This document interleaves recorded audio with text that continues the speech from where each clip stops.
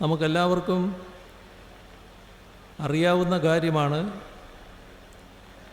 നേരത്തെ ചില ഘട്ടങ്ങളിൽ പാർട്ടിക്കകത്ത് വിവിധ രീതിയിലുള്ള പ്രശ്നങ്ങൾ ഉണ്ടായിരുന്നു. ആ കാലത്ത് നമ്മുടെ വലതുപക്ഷ മാധ്യമങ്ങൾ വല്ലാതെ മോഹിച്ച് നടന്നിരുന്നു. പാർട്ടിയെ തകർക്കാൻ ഇതുവഴി കഴിയുമെന്ന്. പക്ഷേ കമ്മ്യൂണിസ്റ്റ് സംഘടനാ രീതി, കമ്മ്യൂണിസ്റ്റ് പാർട്ടിയുടെ പ്രവർത്തന ശൈലി, അതിലൂടെ കൂടുതൽ ആരോഗ്യകരമായ നിലയിലേക്ക് തെറ്റായ പ്രവണതകൾ തിരുത്തിക്കൊണ്ട് തന്നെ മുന്നോട്ട് പോകാൻ പാർട്ടിക്ക് കഴിഞ്ഞു.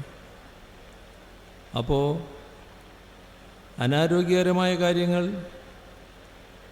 സംഭവിച്ചാൽ ആ സംഭവിച്ചത് തിരുത്താനും കൂടുതൽ ആരോഗ്യകരമായ രീതിയിലേക്ക് പാർട്ടിയെ മുന്നോട്ട് കൊണ്ടുപോകാനും സഖാക്കൾ തയ്യാറാകുന്നു എന്നതാണ് നമ്മുടെ അനുഭവം.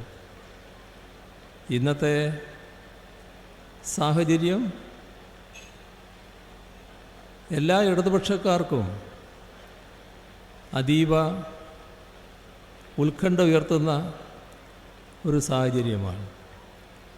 കാരണം രാജ്യത്ത് വലതുപക്ഷ ശക്തികൾ വലിയ തോതിലുള്ള ആക്രമണമാണ് അഴിച്ചുവിടുന്നത്.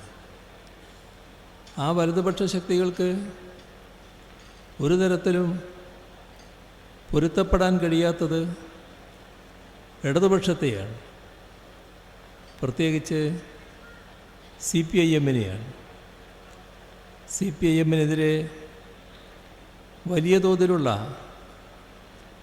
ആക്രമണം വിവിധ സ്ഥലങ്ങളിൽ അടിച്ചുവിടുന്നത് നമുക്ക് കാണാൻ കഴിയും. പ്രത്യയശാസ്ത്രപരമായ ഇടപെടലുകളും അതിൻ്റെ ഭാഗമായുള്ള ആക്രമണങ്ങളും ആളുകളെ തെറ്റിദ്ധരിപ്പിക്കത്തക്ക രീതിയിലുള്ള വ്യാജ നിർമ്മിതികളും എല്ലാം രാജ്യത്തിന്നൊരു സാധാരണ കാഴ്ചയാണ്. അത്തരമൊരു സാഹചര്യത്തിൽ ഇടതുപക്ഷം കൂടുതൽ കരുത്താർജിക്കേണ്ടതായിട്ടുണ്ട്. ഇടതുപക്ഷത്തിന് മാത്രമേ ശരിയായ നിലപാട് സ്വീകരിച്ച് ഇന്ന് രാജ്യത്ത് നടപ്പാക്കിക്കൊണ്ടിരിക്കുന്ന തെറ്റായ കാര്യങ്ങളെ എതിർക്കാൻ കഴിയുകയുള്ളൂ.